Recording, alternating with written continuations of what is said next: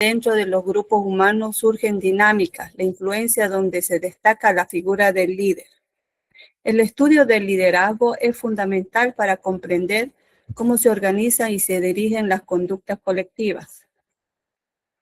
La definición es la influencia interpersonal ejercida en una situación dirigida a través del proceso de comunicación humana a la consecución de uno o diversos objetivos específicos.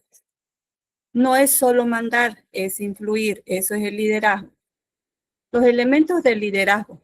Para que exista el liderazgo deben interactuar tres factores fundamentales. El líder, con sus características y su personalidad, los seguidores, el grupo y sus necesidades, la situación en el contexto y los objetivos. El líder es la persona capaz de influir en los demás. No existe un prototipo único de personalidad para ser líder, pero suele destacar ciertos rasgos. La capacidad de comunicación, de inteligencia emocional, la confianza en sí mismo y la visión del futuro. Los seguidores. No hay un líder sin un grupo. Los seguidores no son agentes pasivos. Aceptan o rechazan la influencia del líder. El liderazgo depende de las necesidades del grupo. Un líder es aceptado cuando el grupo percibe que esa persona puede satisfacer sus necesidades o guiarlas a la meta. La situación. El liderazgo es situacional. Una persona puede ser líder en un contexto, por ejemplo, en un incendio, y seguidor en otro, ejemplo, en una clase de matemáticas. Factores situacionales, tipo de tarea, la presión del tiempo y recursos disponibles.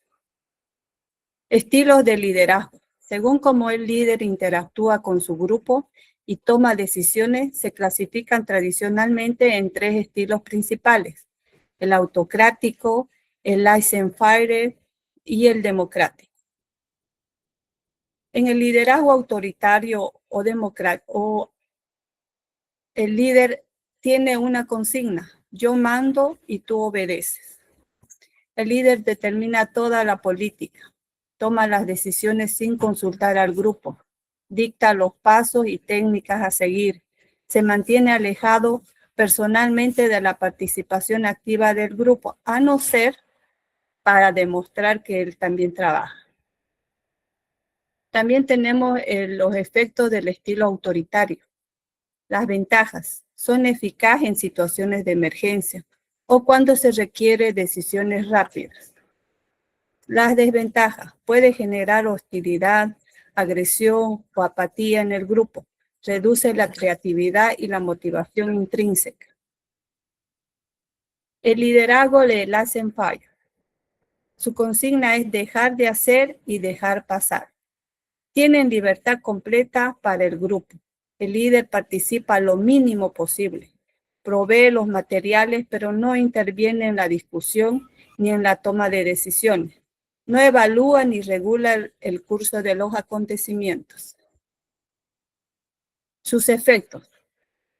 Las consecuencias. A menudo resulta en baja productividad y trabajo de mala calidad.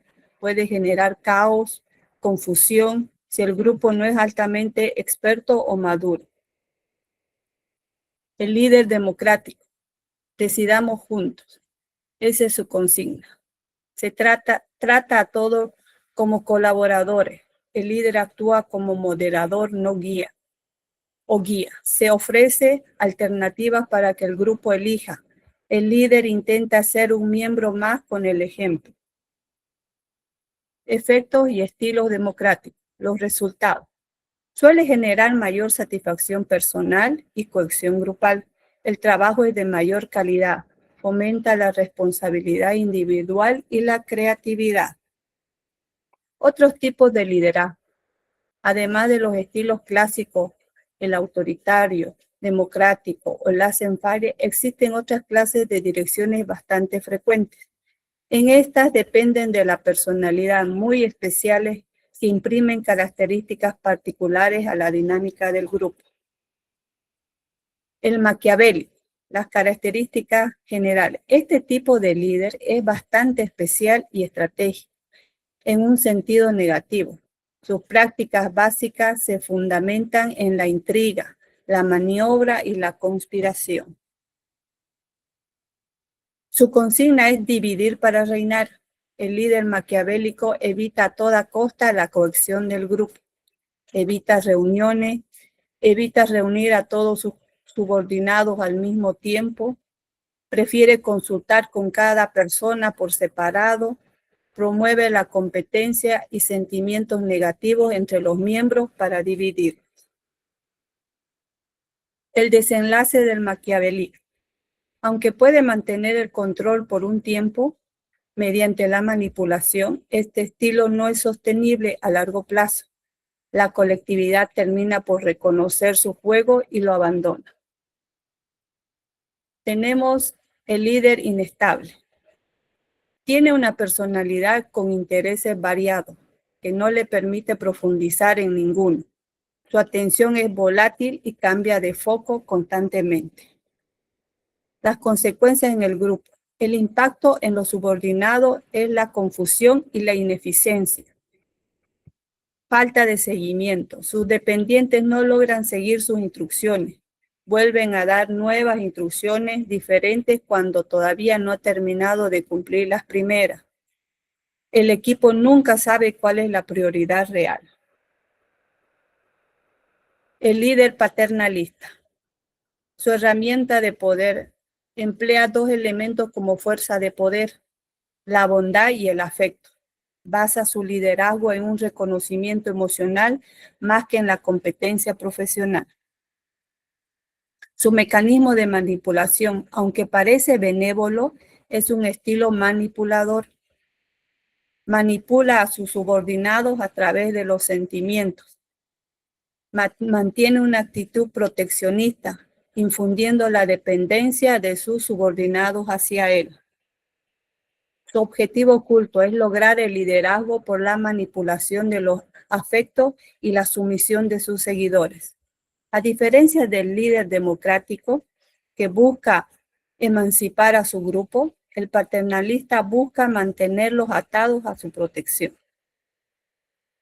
Las aptitudes de un líder. El líder que es jefe a la vez debe mantener un equilibrio.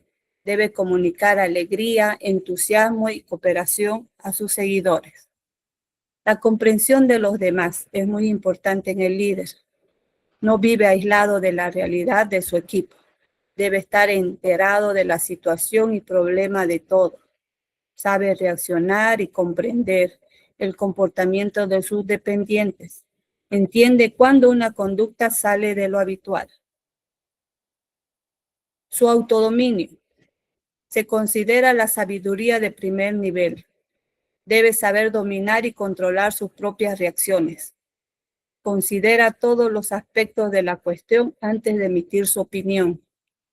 No se deja arrastrar por impulso, incluso ante la agresión verbal. Busca la unanimidad. La toma de decisiones y actos de representación se basan en acuerdos de casi todos, si es posible a base de consenso. El objetivo que cada uno se sienta responsable de lo que hace y participe de las decisiones. Para lograr la unanimidad y responsabilidad compartida, el líder utiliza herramientas específicas. Promueve reuniones periódicas con los miembros del grupo. Trata con franqueza los diferentes temas y fomenta la discusión abierta para llegar a acuerdos. El líder también da el ejemplo. El líder tiene las cualidades superiores al promedio de su grupo y debe demostrarlo. Hay una regla sencilla. El que va a ser el líder de los mecánicos debe saber más de mecánica que los demás. En este sentido, el líder es fundamentalmente un educador, un guía. Con respecto al ser humano, el líder tiene un don sincero de respetar al ser humano. Trata a todos con cortesía y sin hipocresía. Su actitud tiene una gran utilidad práctica, pues las actitudes del líder influyen en sus auxiliares. El efecto de imitación. Los subordinados tienden a imitar al líder. Si el líder muestra una irritación, esa irritación prolifera en todo el ambiente. Una agresión no descargada se descargará en la primera oportunidad, ya sea en la familia, en la calle o en los compañeros. No existe un estilo perfecto para todas las ocasiones. El liderazgo es eficaz. El líder eficaz es aquel que puede adaptar su estilo a las demandas y situaciones y a las características de sus seguidores. La personalidad del líder influye, pero la flexibilidad es su mayor virtud.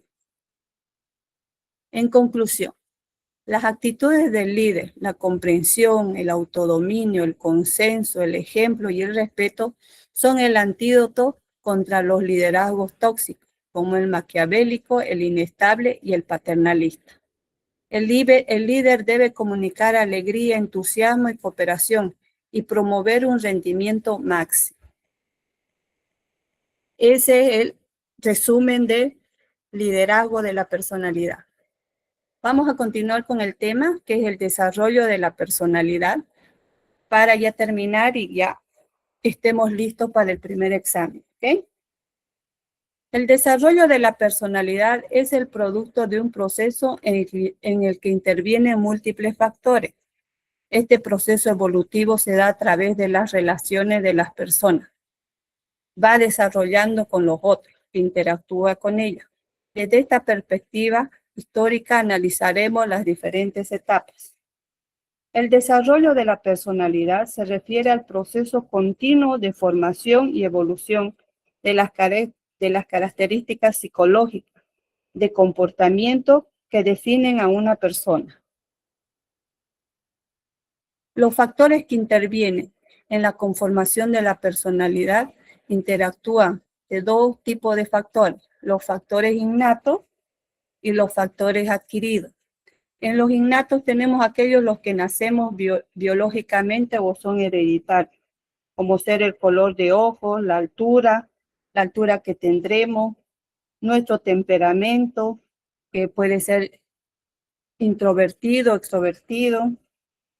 También tenemos los factores adquiridos de la naturaleza social y cultural. Dependen del aprendizaje y del entorno, como puede ser el idioma que hablamos, las habilidades sociales que aprendemos, nuestras creencias, etcétera. Esos son los factores adquiridos. La importancia del vínculo. En el desarrollo de la personalidad tienen una importancia fundamental las relaciones que la persona va desarrollando con los otros que interactúan con ella.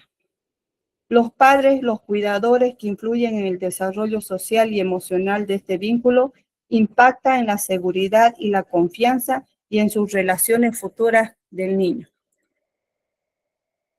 La gestación.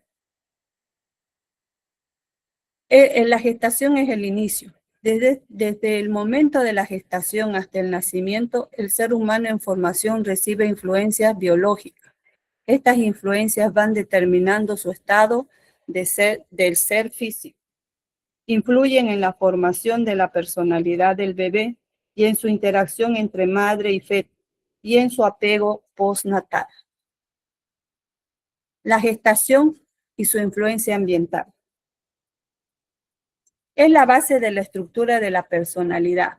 Está en la etapa prenatal. La influencia materna, aparte de la herencia, influye el ambiente transmitido a través de las reacciones de la madre a las situaciones exteriores que ella vive. El feto experimenta sensaciones que conforman posteriormente su estructura. El estado emocional de la madre, como ser la alegría, la ansiedad, el miedo, la emoción, con también los cambios que produce en su cuerpo, el ambiente familiar, los cambios físicos, también las náuseas, las molestias propias del embarazo, influyen en el desarrollo del sistema nervioso del bebé y todo lo que la madre experimenta, el bebé también lo percibe. La primera infancia. Bueno, aquí en la gestación, en la influencia ambiental, ¿ustedes han conocido a alguna persona en gestación? ¿A su mamá, a su hermana, cuñados o amigos. A ver, quisiera saber alguna experiencia. Profe, la gestación e influencia ambiental son los cambios que tiene la madre cuando está embarazada. Claro, o sea, todo lo que le influye en el ambiente, porque hay un vínculo entre madre y bebé. Todo lo que la madre experimenta, el bebé también lo siente, ¿no? Y quería saber cómo es que, si conocen a alguien, cómo vio su proceso de embarazo, digamos, ¿no? Mi tía, profe, mi tía se ¿Cómo, embarazó. cómo era su evolución? Por Mm, ejemplo, yo fui madre y cuando yo me sentía alegre, el bebé se movía. O sea, esas experiencias, o sea, son bonitas. O cuando yo estaba triste, el bebé se bajaba, o sea, la panza quedaba dura, así. O sea, con todas mis emociones, el bebé también las percibía. Por eso quería ver si ustedes, y mi esposo también, cuando él hablaba, el bebé se movía, o sea, lo reconocía también, ¿no? En la voz. O sea, ¿tuvieron alguna experiencia así o vieron de una Yo persona? puedo contar una. Muchos dolores. El bebé cuando yo me acercaba a su panza se movía también la bebé. Era niña. A ver, de bonitas experiencias. O también cuando yo tenía una amiga también, a ver, Stephanie, por favor, tu aporte, tu experiencia. De mí, cuando yo lloraba, más bien el bebé pateaba y como que me animaba a dejar de llorar y cuando escuchaba la voz de mi papá, se aplanaba mi panza, no se veía que tuviera panza yo. Va, ¿y tu padre? ¿Cómo era tu relación con tu padre o cómo era tu padre de su Eh, carácter? bueno, en ese tiempo que pasó es porque nadie sabía que yo estaba embarazada. Ah, ve, entonces había ese vínculo de tuyo de quedarse planito, como en stop, para que no se diera cuenta. Entonces, viste, desde bebé ya nos ayudan, desde efecto ya ellos perciben su realidad, su entorno a través de la madre. Gracias por tu aporte. Janet, Buenas noches. Yo quería contar que cuando estuve embarazada, yo era una persona de que comía cebolla o la olía la cebolla y la repugnaba. Y eso yo decía, ¿por qué si siempre a mí me gustó la cebolla? Y no entendía yo por qué, no podía comerla la cebolla. Y al pasar el tiempo, cuando tuve mi hijo, ya mi hijo tuvo 3, 4 años, ahí recién entendí de que era el bebé el que rechazaba la cebolla, que no era yo, digamos. Entonces digo, el bebé se manifiesta. sí, ellos manifiestan sus gustos, o qué es lo que, o también hay gustos extraños que tienen, ¿no? A veces a mí me gustaba la palta con azúcar, no sé, y siempre yo comía palta pero con sal, nunca con azúcar, entonces son deseos, yo pienso también, como dice, del feto, del bebé, que tienen esa relación. ¿Alguien más? Pues, Gracias por tu aporte, Janet. ¿Alguien más? profe, ¿Sí? mi mamá me ha dicho que cuando estaba embarazada de mí, también tenía mucho antojo, o sea, comía de todo, comía fruta, verduras, así, tenía, o sea, gustos así raros, pero bueno, ahora de todo lo que come, a mí no me gustan algunas cosas, o sea, a diferencia de que cuando come las mismas cosas que cuando come la madre, lo mismo le gusta al hijo, pero a mí no me gustan. Sí, pasa eso fenómeno, que hay cosas que al niño le gusta, pero que la madre come, pero cuando ya pasa el embarazo, ya nace el bebé, dice, ay, ¿por qué lo comí? Y es que le gustaba al bebé, entonces el bebé también se manifiesta, ¿no? Con sus Por gustos. ejemplo, yo tomaba mucha leche, pero ahora ya no me gusta la leche y me empalago. Sí, también pasa. Gracias por tu aporte, Angélica. Stephanie, tengo la manito levantada ahí. Ah, no, me olvidé. Ah, ya. Bueno, continuamos entonces. Gracias por su aporte. Estén atentos para los aportes. Tenemos también la primera infancia, diferencias individuales, ya cuando el bebé ya ha nacido. Si bien todos los recién nacidos son muy semejantes en sus reacciones, existen entre ellos diferencias individuales que nos muestran ya el inicio de su personalidad. En el primer año de vida, durante esta etapa, cobra más importancia la relación de la madre con el niño, su conducta maternal, sus cuidados y mimos proporcionados, la exclusividad o no del trato entre la madre y el niño. La personalidad de la madre es primordial en la conformación de la personalidad del ser humano en el desarrollo. A través de ella interviene el ambiente social, determinado si existen tensiones, si existe tranquilidad, si existe movimiento o calma alrededor del niño.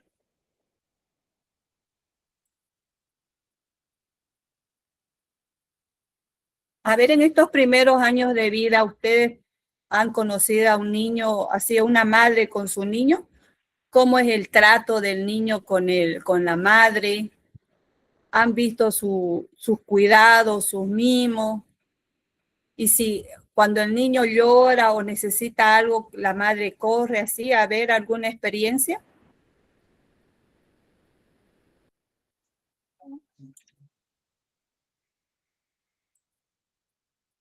Nadie, ninguno. ¿Alguna experiencia que hayan tenido con los niños, con bebés? Yo, profe, Sí, por ejemplo, mi hermana, digamos, cuando nació su hijo, ya. en vez que ella sea más atenta, o sea, yo era más atento a su hijo, lloraba, no sé, se cagaba, dije, ya pues yo era el que le decía todo, aunque ella lo hacía todo, ¿no? Pero digamos yo, no sé, me preocupaba, dije, Claro, porque los bebés inspiran ternura, pero sí, también todo eso les marca a los niños, porque en esta etapa del primer año de vida es muy importante el trato y la relación de la mamá con el bebé.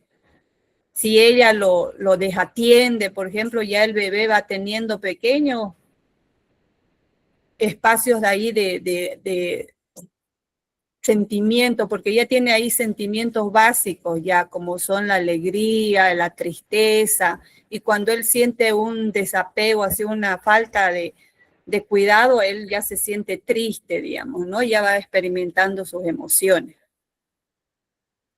¿Algún otro aporte? Gracias por tu aporte, David. ¿Alguna otra Licen, experiencia? ¿Sí?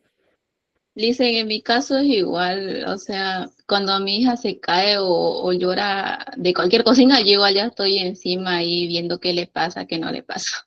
Pero acá, como yo vivo con mi suegro, acá hay veces me dicen que, ¿por qué corres así rápido? ¿La vas a hacer, llorona o cosas así? Me dicen. Ah, no, en esta etapa uno es bien importante, tiene que hacer caso a todo lo que el bebé les dice, porque ustedes son su fuerza, son su seguridad, y si ustedes no los atienden, van a tener pequeños problemas, como le digo, de tristeza, ya sus emociones van a ir cambiando. Entonces uno tiene que estar ahí atentos a los bebés, ¿no? Para enseñarlos, protegerlos, contenerlos cuando ellos están llorando, porque los niños, su expresión, su lenguaje de que algo les duele, algo les molesta o se sienten incómodos, es el llanto, ¿no? Es la única forma de comunicación que tienen. ¿Algún otro aporte más? Gracias por tu aporte, Luciana, creo que. Gracias. Bueno, continuemos, ya que no hay más aportes. En el segundo año de vida, el desarrollo del segundo año son las diferencias individuales que van en aumento. Es destacable la influencia del medio social en el aspecto crucial que es el lenguaje. Es una manifestación típicamente humana. No se desarrolla si no se da unas características ambientales determinadas. Necesita del medio social. Solo puede existir teniendo como base un sistema nervioso central complejo. En esta etapa el niño desarrolla el lenguaje y la autonomía, explora el mundo que lo rodea. Con una estimulación adecuada, fortalecerá su confianza y su capacidad de adaptarse a su entorno. En esta etapa es donde aprenden a hablar, y si uno como papá no lo estimula, les cuesta mucho hablar. ¿Alguno de ustedes tuvo alguna experiencia así con niños que son muy hablantes o con niños que les cuesta hablar? Buenas noches, Licen. Buenas noches. A mi sobrino le cuesta bastante hablar y eso que él ya tiene 3 añitos. Yo tengo otra sobrina de otra prima que tiene 1 año y medio y habla bastante más y mejor que mi sobrino, de mi primo, el hijo de mi primo. Él le está costando bastante hablar. Pero ¿cómo es la relación de los padres, digamos? ¿Le enseñan, lo estimulan?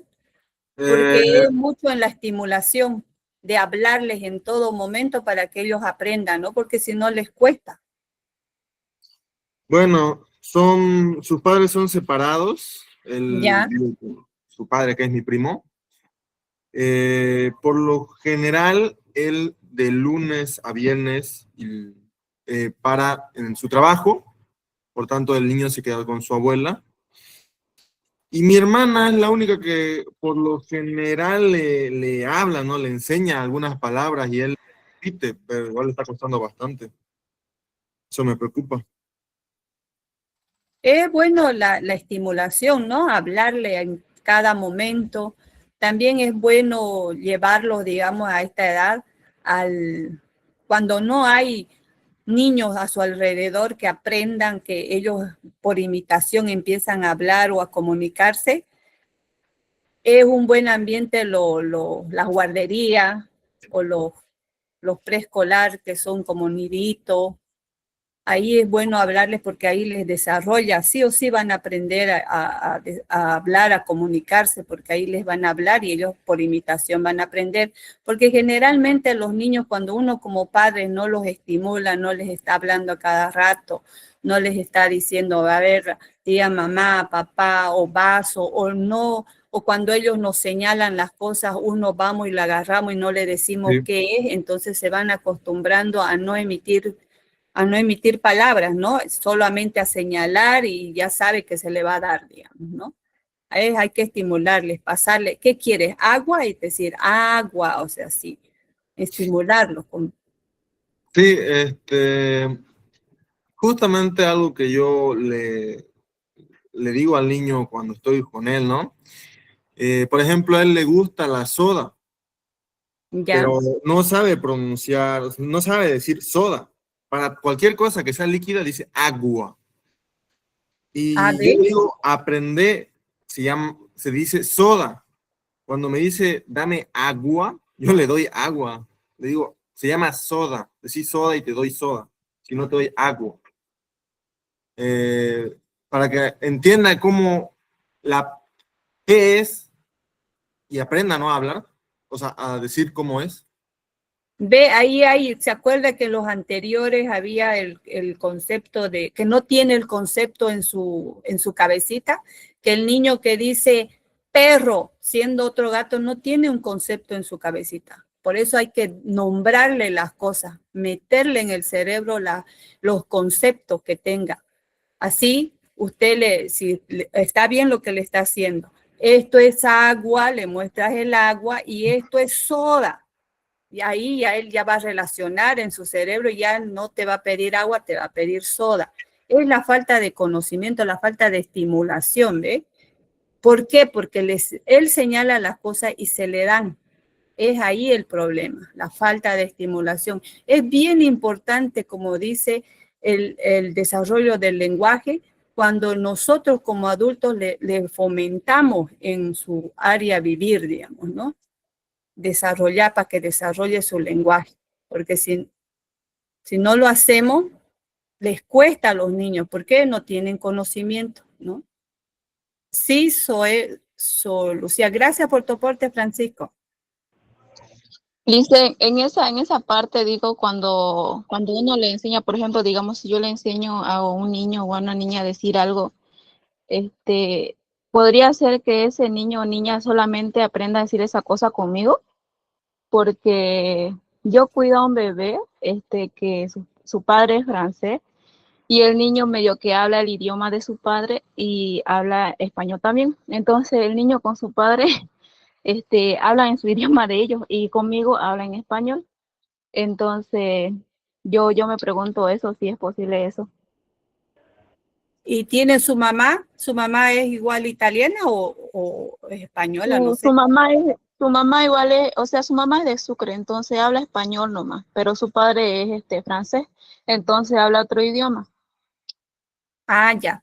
Es que ahí, ¿qué pasa? Por herencia biológica tiene los dos componentes, digamos, hablar español y hablar ¿de dónde me dijiste que era el señor? Francés. Francés, sí. Y tiene el idioma francés, digamos.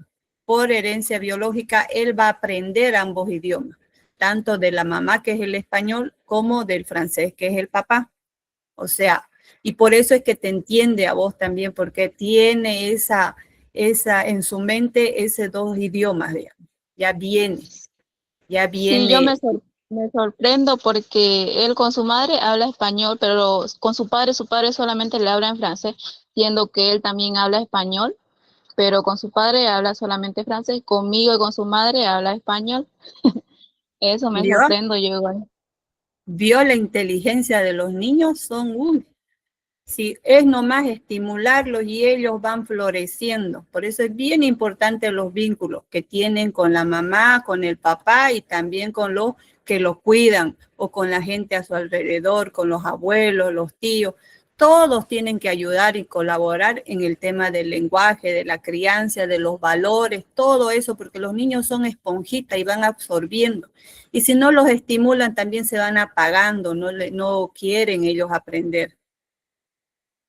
Gracias por tu aporte. ¿Alguien más quiere aportar para el conocimiento? Bueno, Profe, ¿sí? Mi tía tiene una guardería, ¿no? De que para enseñar a estimular a niños y varios de esos niñas ya saben hablar bien, saben bien el abecedario y solo hay un niño, o sea, que es autista y ¿Ya? viene aquí en la tarde para que se le enseñe a hablar y a pronunciar. ¿Y cómo les va con el niño? Le, por lo que observé, mi tía le dice que ya le está así yendo bien, está, o sea, pronuncia, pero le cuesta pronunciar las palabras, todo eso. Mm, qué bien, Porque, porque los autistas son bien inteligentes. Cuando tienen buena estimulación desde temprana sí, edad, ellos pueden desarrollar todas sus capacidades. Les cuesta un poco, pero llegan a desarrollar todas sus capacidades en un máximo nivel. Incluso pueden llegar a ser especialistas en un determinado tema. hay otro también que tiene solo 2 años, que sabe el abecedario, las figuras, los colores, todo sabe bien y se sabe pronunciar bien.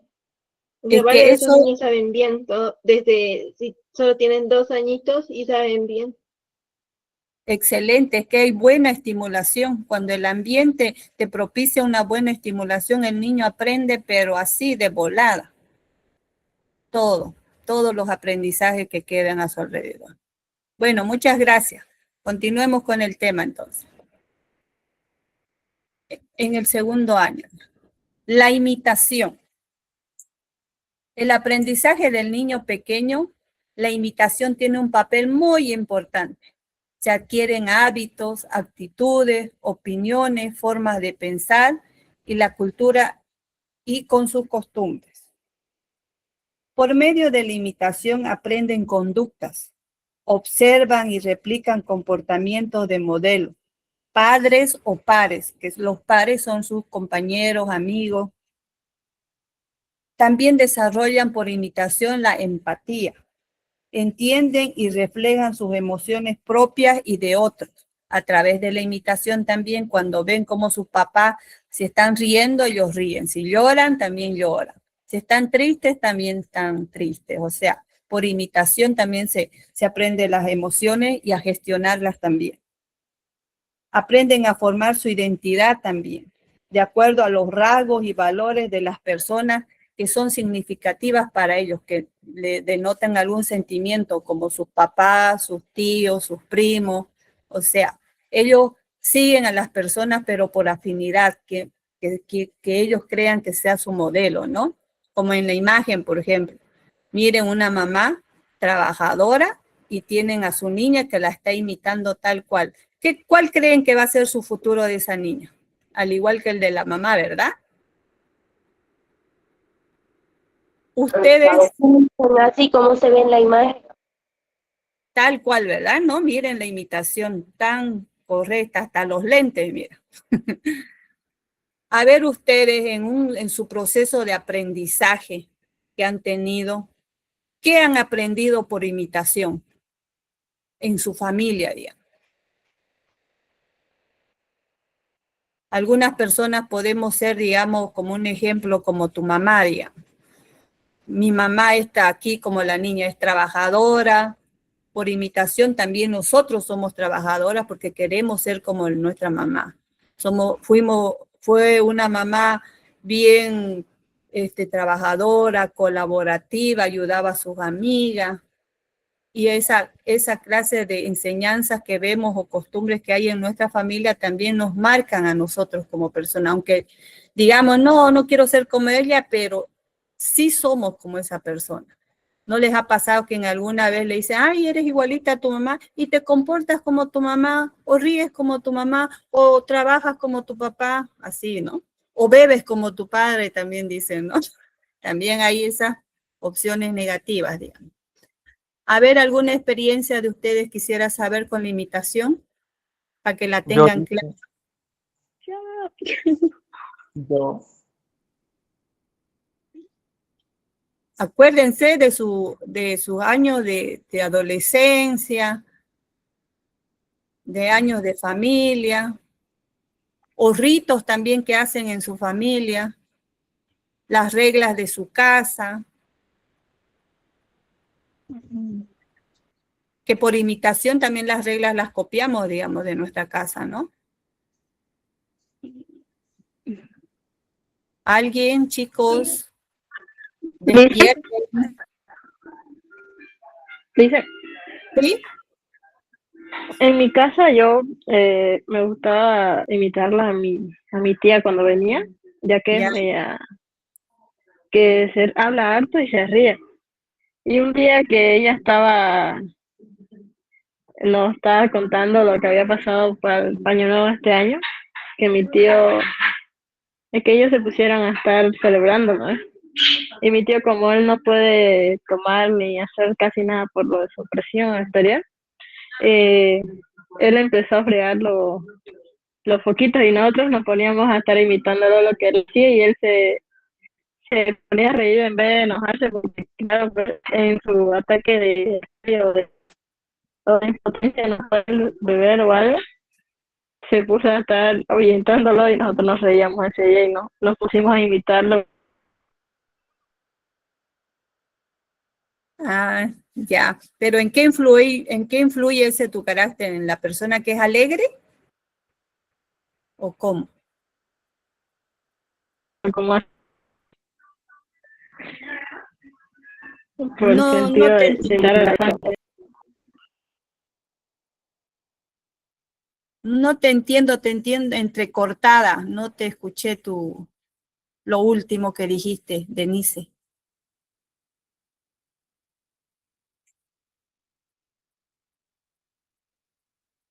Uy, se fue la señal, parece. Hola, ¿me escuchan? Sí, Sí, sí, Lisa, listen. puede ella. Ah, ya, que quedé aquí en mute. No le escuché a la compañera, estaba su micrófono medio raro. A Luciana Ramos, por favor, va a disculpar, no le vi la manito levantada. Su aporte. o Zoe Luciana.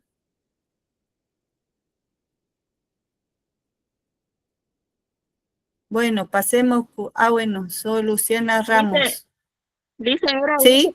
todo esto, no, no bajé la manita, era de hace rato. Ya. Bueno, aquí a Nicolás. Podría ser, Listen, cómo era mi mamá, digamos, de trabajadora en ese aspecto, que no se corría a cualquier tipo de trabajo con tal de tener la familia estable, ¿no es cierto?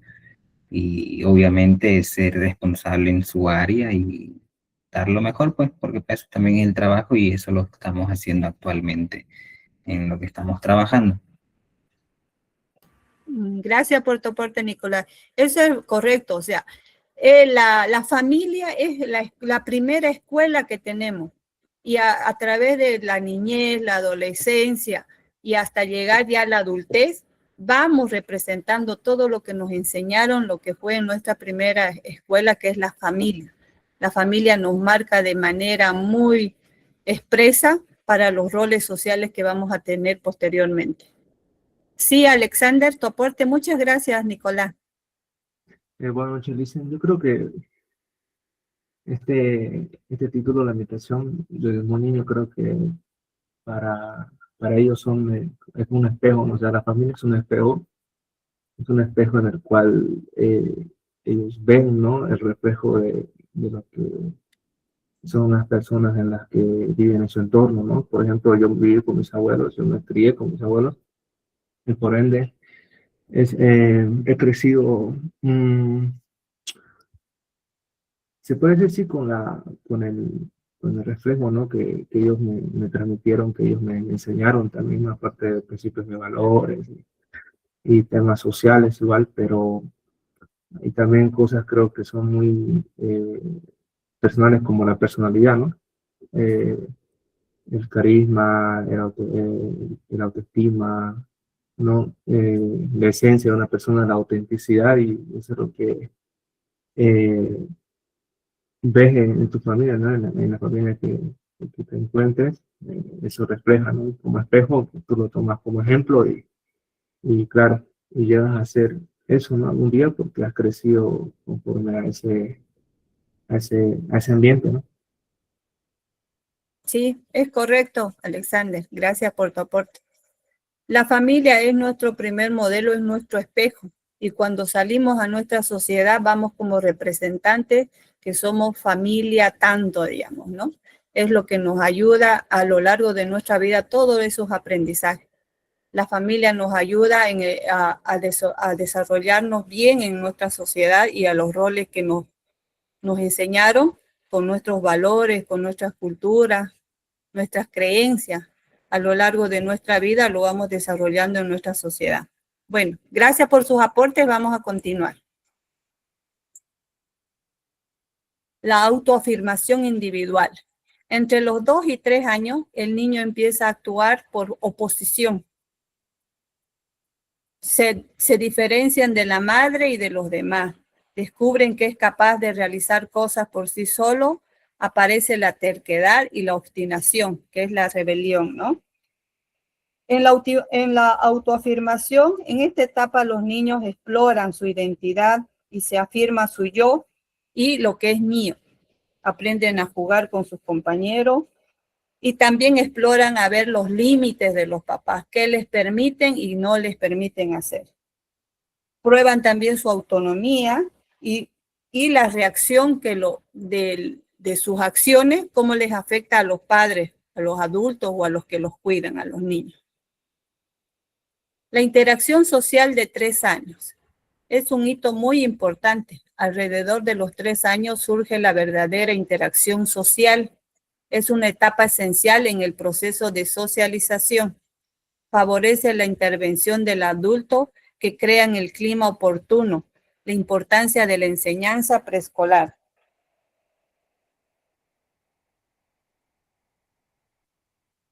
Los niños en esta etapa juegan con otros niños, comienzan a interactuar, aunque a veces hay conflictos. Aquí en esta etapa hay conflictos porque como son posesivos, como dicen, ya están formando su personalidad, también todas sus cosas son de mí, de mí, no lo presto, digamos, ¿no?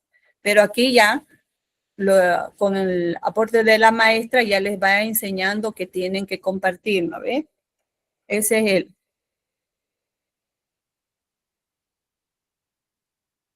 Aprenden las reglas básicas también. Hay reglas básicas en las aulas de convivencia. Si hay que tener limpio el aula, si ensucias hay que limpiarlo, o sea, ellos van aprendiendo reglas también, de aprender reglas básicas, digamos, ¿no? Y a seguirlas también. También prefieren jugar con ciertos niños y hay preferencias también emocionales que se conectan. Juegan con ciertos niños y con otros no, con los que se sienten más cómodos, ¿no?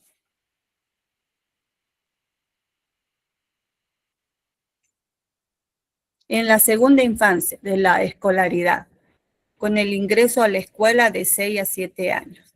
La sociedad les exige un poquito más, que sean mayor independientes, que tengan responsabilidad propia en sus funciones y que hagan sus tareas. En esta etapa también surge el fenómeno grupales importantes de los líderes, los amigos populares, también hay amiguitos o compañeros que son rechazados. Al niño empieza a interesar las características y las personalidades de sus amigos, más que otra cosa, en esta etapa que es la segunda infancia. También se desarrolla habilidades académicas y sociales. Aprenden a seguir reglas y trabajar en equipo también. También son más independientes. Tienen amistades más estables y se comportan bien con los otros. Adquieren valores, normas sociales, contribuyen a las dinámicas de grupo y aprenden a colaborarse entre ellos. Esa es en la segunda infancia de escolaridad. De los 10 a los 13 años. Se alcanza una meta en la evolución de la personalidad y socialización. El interés se centra en avanzar en el conocimiento del mundo exterior. Es una etapa de relativa estabilidad. Su desarrollo personal es buscar su identidad, ya que tiene mayor autoconciencia. Sus relaciones con los otros son más importantes. Participan activamente haciendo deporte, desarrollan sus habilidades de liderazgo, de cooperación, de resolución de conflictos, comienzan a entender el impacto de las acciones en otros. También ve el comportamiento de la solidaridad. Es la edad de la solidaridad entre los miembros del grupo. Se apoyan mutuamente frente a elementos exteriores que reciben como amenazantes. El adulto en esta etapa es visto como el ser lejano, que está fuera de la órbita del grupo, o sea, se lo ven como una amenaza cuando están en grupo, pero cuando están a solas van y los buscan para ver sus consejos y para ver que los guíen, ¿no? Su desarrollo personal es buscar su identidad. Ya tiene su mayor autoconciencia. Sus relaciones con otros son más importantes. Participan activamente en todo, ¿no? Son los adolescentes. En la pubertad. La pubertad es un cambio. Al llegar a la pubertad se produce otro cambio significativo. Estos grupos consolidados de la etapa preadolescente se disuelven en muchos casos, dando paso a nuevas formas de relación. En este caso dice, si tenemos amigos cuando éramos niños, a veces ya se separan y van y se forman otros grupos ya por afinidad, digamos, ¿no? En esta etapa también trae cambios físicos en su crecimiento, a su nivel hormonal, también cambios emocionales, son más inestables, entra la ira, la tristeza, la euforia, hacen esos cambios bruscos, se autocritican en la pubertad, buscan la aceptación de los otros, cambian amistades y roles sociales. Ellos empiezan en los roles sociales a ser líderes o a tener rebeldía, ser también amigo leal, o ser un estudiante, o también ser en el rol de deportista. Ese es en pubertad. En la adolescencia, es considerada, al igual que la infancia, una época decisiva en la configuración de la personalidad. Cualquier trauma psíquico temprano puede marcar esta etapa. Es el momento de tránsito hacia la adultez. También es una etapa de transición entre la niñez y la adultez. Se caracteriza por cambios físicos y emocionales y sociales. Se desarrolla la sexualidad, la necesidad de independencia y cambios de humor. Tiene influencia en los grupos, en los amigos y también en la familia. Y también tienen contribución a sus valores. Hay tipos de socialización. La socialización primaria. Todos los cambios en el ser humano hasta su adolescencia es parte más fundamental y decisiva. En la socialización primaria es el proceso donde el niño aprende normas, valores y comportamientos, que es la familia. Es la base de la personalidad, ya que enseña el afecto, el respeto, la comunicación y hábitos básicos, y se dan en el hogar, los cuales influyen en el carácter y en la autoestima. La socialización secundaria corresponde a la adultez. El individuo entra en una personalidad ya formada. Ocurre cuando el individuo interactúa con situaciones como la escuela, la comunidad, los medios de comunicación, refuerza las normas sociales, fomenta la responsabilidad y la disciplina. Ese es en la adolescencia. Ahora tenemos la vida adulta. En esta etapa se caracteriza por una relativa estabilidad. Lo nuevo que se aprenda difícilmente afectará a los aspectos esenciales, ya aprendidos en la infancia. Incorporarse al mundo laboral y a la producción implica aprender nuevos comportamientos. Estos nuevos comportamientos se integran a los ya adquiridos anteriormente. En esta etapa la personalidad se consolida. El individuo asume roles sociales como padre, como trabajador, como madre, como ciudadano. Es más responsable. Son autonómicos y estables emocionalmente. Participan en la sociedad, tienen compromisos laborales y conforman también una familia. Esa es en la vida adulta. La complejidad social.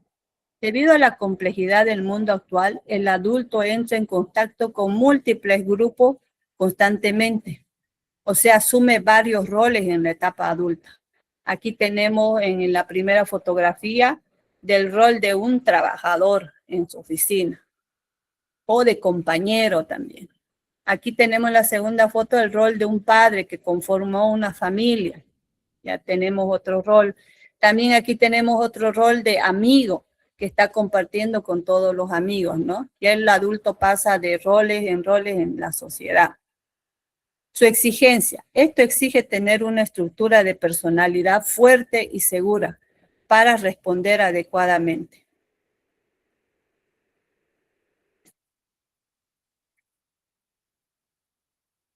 La vejez, la socialización terciaria. Surge la necesidad de diferenciar esta etapa. Se inicia muchas veces con la crisis personal, ejemplo, la jubilación, ya que el mundo social se restringe. Es un proceso de la vejez, es una adaptación a nuevos roles sociales. En estas etapas posteriores de la vida, como la jubilación, la viudez o cambios o reajustes de identidad y de adaptación a nuevas formas de integración social. La vejez se presenta con cambios físicos y emocionales, con la soledad, con la depresión y la discriminación social. Eso pasa en la socialización terciaria. El problema principal, la desocialización, es cuando el sujeto abandona comportamientos aprendidos y grupos de pertenencia. Es cuando ya se están jubilando, ¿no? Y ya los padres ya no trabajan, ya no saben qué van a hacer, empiezan a deprimirse, ya les llega la soledad o han perdido, aparte de ir a jubilarse, ya han perdido a su pareja, son viudos, o sea, todos esos roles, todos esos aprendizajes son nuevos en su condición ya de que ya no son unas personas en la sociedad trabajadora, sino que tienen que jubilarse, ¿no? Ya es una etapa de la vejez que le viene a uno. También tenemos el proceso de resocialización. Tiene que iniciar un nuevo aprendizaje para adaptarse a un mundo distinto. O sea, ya el adulto mayor, ya jubilado, tiene que buscar otras actividades, reunirse con sus pares que son de la misma edad, hacer actividades o viajar. Todo eso tiene que ser, sí, estimulado por los hijos o por la misma sociedad, porque si no, a veces hay sociedades que los marginan y ya ellos se sienten tristes, les da la melancolía y se van alejando de la sociedad y se van encerrando en su mundo y ya empiezan a enfermarse. Esas son las consecuencias. La naturaleza de los problemas. La mayoría de los problemas que aquejan a las personas de edad madura se deben más que todo a los problemas sociales y puramente convencionales. Los prejuicios, el paternalismo, tienden a marginarlos y subestimarlos, sus capacidades. A ver, ¿alguno de ustedes tiene a sus papás o a sus abuelos cuando se han jubilado? ¿Ustedes los han visto? ¿Cómo se Sí, sienten? sí, licenciada, yo tengo una opinión sobre mi abuelo. ¿Ya? ¿Cómo fue su desarrollo y cómo está hasta ahora? Bueno, como menciona acá, este tema de la vejez y la socialización terciaria era mi abuelo se jubiló y cambió rotundamente su vida, sus hábitos, su entorno social, su manera de vivir, todo, ¿no? En la sociedad, digamos, ¿no? Pero también creo que la persona adulta mayor tiende a aislarse, ¿no? Porque también sabemos que de la pandemia, ¿no? Han adquirido un ritmo de vida muy sedentario. Y de esa manera mi abuelo ha empezado a vivir, ¿no? Con el sedentarismo, ya no hacía deporte. Antes de la pandemia él todavía hacía actividad física, hacía deporte, jugaba frontón, salía frecuentemente, ¿no? Con mi abuela, pero desde que pasó la pandemia cambió su vida, ¿no? En todo sentido. Ya adquirió se puede decir otra personalidad, ¿no? Que ya no fue la misma y no fue el mismo después de la pandemia, ¿no? Y hasta ahora, ¿no? Hasta ahora eh, él sigue cambiando, ¿no? Pero también se cuida en el tema en el tema cognitivo. Él siempre ha hecho crucigramas, ¿no? Y lo sigue haciendo hasta ahora, ¿no? Ya no con la misma energía de antes, la capacidad, pero lo sigue haciendo para obviamente no llegar a tener enfermedades cognitivas, ¿no? Por eso él lo realiza, ¿no? Porque tener una vida sedentaria totalmente como consecuencia es también tener enfermedades no solamente físicas, sino también mentales, ¿no? Entonces, de esa forma él no se ha descuidado, ¿no? Pero en otras áreas de su vida, pues ya no pudo recuperar eh, ese ambiente, esas rutinas que tenía antes. Gracias, Alexander, por tu aporte. Sí, les afecta mucho cuando se jubilan porque ya no se sienten útiles para la sociedad y cuando no tienen nada que hacer, entonces ellos empiezan a ser sedentarios, a retraerse y a no salir, ya no salir y juntarse con los amigos. Andrea, ¿tu aporte? Sí, le dicen, yo tengo a mi abuelita, igual que ella es jubilada ¿Ya? y ella ya recibe su, ¿cómo se dice? Su bonozono, ¿eh? ¿Ya? Eso porque igual le veo a mi abuelita que ya ella necesita ya quien la ayude, depender de su nieto, hacer sus papeles y eso. Ya van cambiando las cosas, sí. Sí, es muy complicado cuando uno ya llega a la vejez. Peor si uno no los estimula, no los dice, no los lleva a lugares de recreación, digamos, a sacarlos o animarles a hacer otro trabajo que no sea ya el que ellos representaban, digamos, ¿no?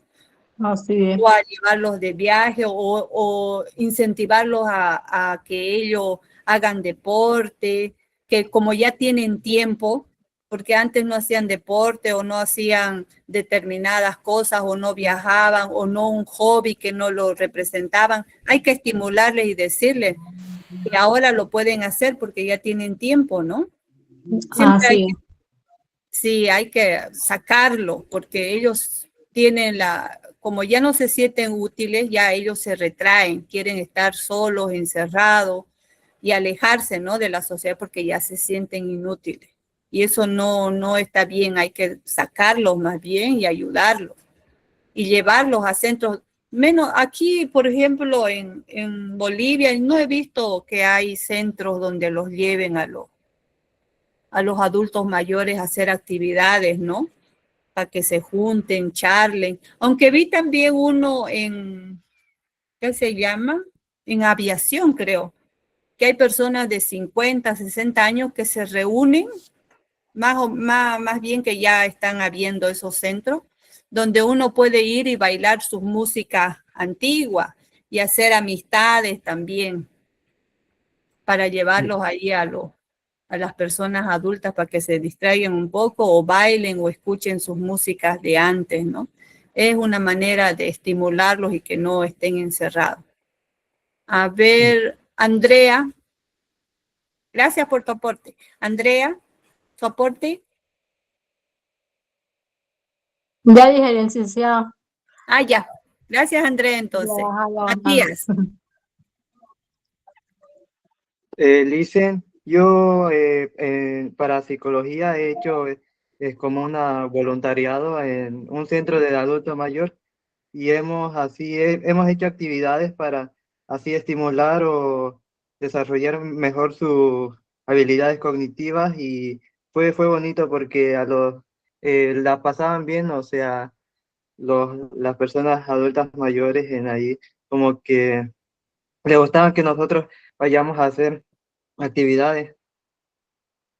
Sí, es bonito que estimular a las personas, hacerlos sentir útiles, importantes, porque eso es lo que les pasa ya en sus rasgos psicológicos, ellos se van sintiendo que ya no tiene sentido, digamos, porque toda su vida era trabajar y al estar con su familia, ya su familia ya han crecido, también la pareja ya ha fallecido, o los hijos ya tienen su propia vida, entonces ellos se sienten solos y empiezan a encerrarse y no querer salir más de sus encierros, ¿no? Y ser una vida sedentaria y ahí empiezan las enfermedades y se van complicando. Gracias por tu aporte, Matías. Janés. Buenas noches, Licen. Buenas noches.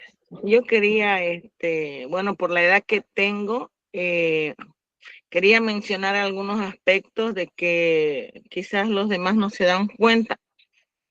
Y es que como hay ciertas etapas de la vida y una de ellas es la responsabilidad por la familia en la etapa adulta temprana, que uno deja ese aspecto social, porque cuando uno es joven, digamos, todas sus amistades son jóvenes, somos de la tanda, entonces hay muchas actividades, pero cuando ya entramos en esa otra faceta de la vida, nos aislamos del mundo social y nos incluimos solamente para la familia. Muchas personas lo hacen así, son muy pocas las que se dan tiempo para socializar. Entonces, cuando ya viene la etapa de la jubilación, lo que sucede es de que no hay ese mundo social. Y pienso que es ahí la decadencia, ¿no? Entonces, en que tiene que haber, como usted bien dijo, si no había tiempo antes para socializar, ahora ya hay un tiempo, digamos, ¿no? Pero ya cuando las fuerzas, ya la alegría ya no es la misma, o puede ser que sea alegre, pero el cuerpo ya no les responde, entonces por el desgaste de la vida, por la edad, entonces no se junta todo eso como cuando uno es joven. Entonces, pienso que eso es importante. Cuando yo tengo la oportunidad de charlar con gente joven de sus papás, yo les digo, el mejor regalo que le pueden dar a sus papás es darle un motivo, bueno, en chiste digo, un motivo para peinarse, le da. Pero si uno no sale, uno está ahí en su casa con los trajes domingueros colgados, digamos. Entonces, la mejor estrategia es que haya motivos para salir, ¿no? Para ponerse ese vestido que no se pone, para sentirse bonita, bueno, para salir, ¿no? Actividades fuera del hogar, digamos, serían salidas, ¿no? Y reconectar, pues, o hacer nuevas amistades, ¿no? Pero eso yo pienso que la familia debe colaborar en ello. Eso sería.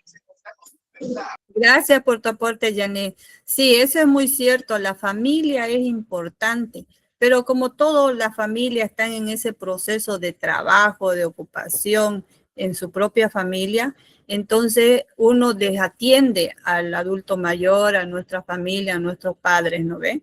Entonces hay que generarles en ellos, cuando pasa eso, espacios donde ellos puedan ir a recrearse, aprender, a reaprender nuevas conductas de socialización, ya no ya en la época cuando eran jóvenes, sino cuando ya son adultos, empezar a salir, a caminar, a los parques, generar nuevos hábitos. Y todo eso tiene que ver la familia.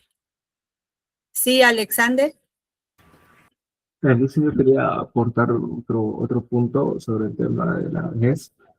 Era que yo he visto también el comportamiento de mi abuela en el transcurso de estos años y he notado que su personalidad, quiero decir, su forma de ser, su carácter, ha cambiado mucho en el tema del cual si él era muy temperamental, se enojaba rápido, o tal vez era muy impulsivo antes, ahora su comportamiento es todo lo contrario, ¿no? Llega a ser paciente y llega a tener un cambio, ¿no? De comportamiento, ¿no? Pero también he visto que no solamente en él, sino también en varias personas de la tercera edad que tienden a comportarse como niños mientras envejecen, ¿no? Y cuando ya tienen esa edad, ¿no? 60, 70 años, ¿no? Tienen un comportamiento infantil, llegan a tener un comportamiento infantil. Y es curioso porque la transformación que ellos tienen, ¿no? Como tú los has conocido y como son ahora, es muy distinto, muy diferente. Son otras personas en pocas palabras, ¿no? Y ese punto es que yo quería opinar. Y también quería su opinión igual es por qué se da ese cambio en muchas personas de tener esa actitud y esa forma de ser a tener otra actitud totalmente distinta cuando ya son mayores ya. Tanto así que se llegan a comportar como niños. Gracias por tu parte, Alexander.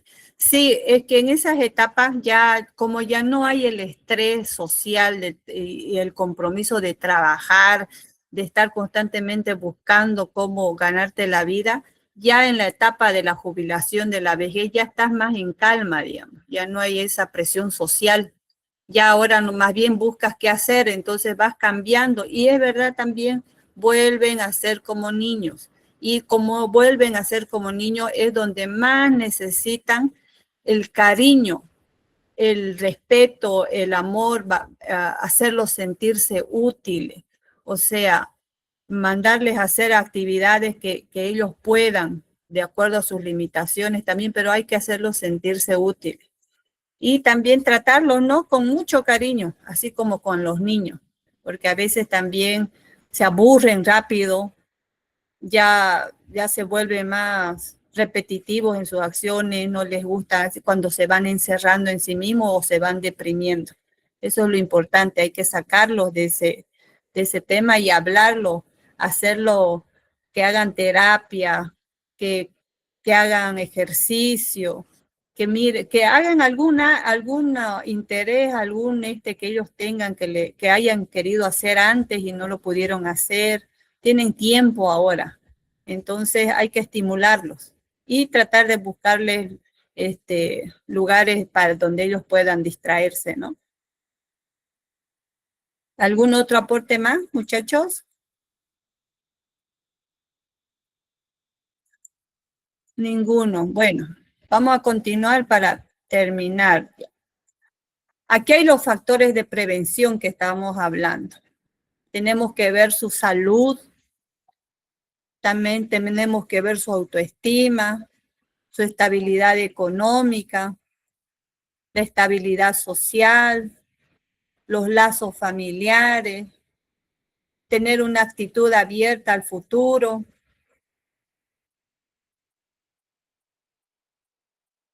El contacto con la realidad es muy importante en esta etapa.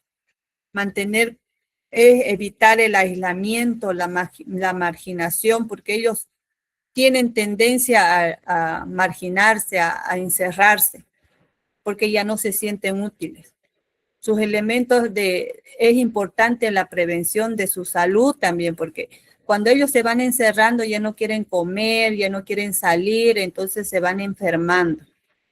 Las problemáticas no son solo consecuencias del envejecimiento biológico, sino de las condiciones de vida en los que ahora están, ¿no?, en su jubilación. En conclusión, el desarrollo de la personalidad es la historia de cómo el humano se convierte en un ser social.